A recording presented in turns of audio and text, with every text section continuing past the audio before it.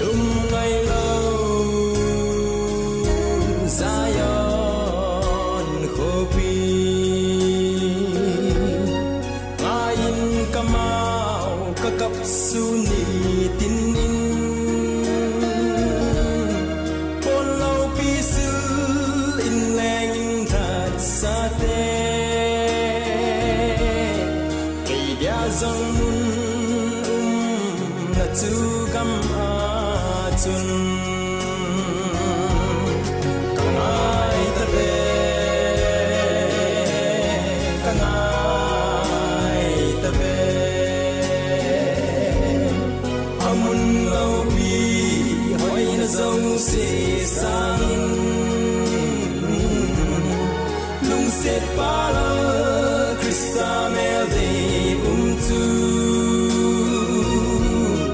mukanom kanung kamban na ding in ahoy na say zolo gam tu kisan in a hong tai zalen na gam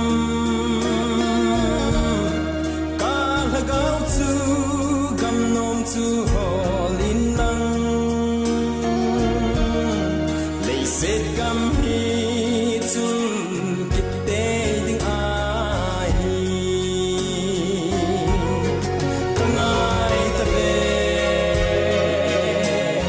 kangai tabe amun lau pi hoi na so se sangin set pala Krista mel de tu mukanom kanung kamban na ding in lung day thatdam telen namun lung thay lâu ca dip tame pu nay sil thengin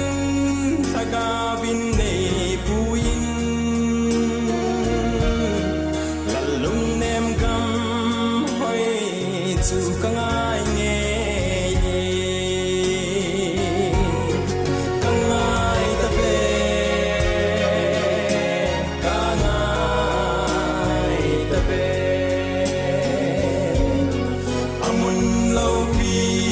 hoi na dâu se sangin lung set para Krista mel de tu mukanom kanung kamban na ding in nilum ay lâu Zion khopi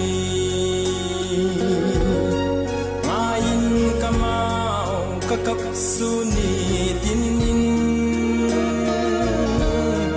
polau pisil in leng that sate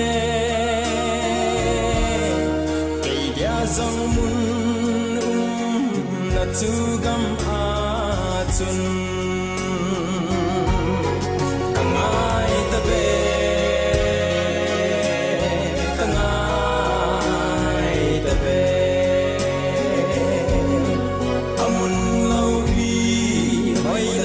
se sangin lung set pala Krista mel de tu mukanom kanung kamban na ding in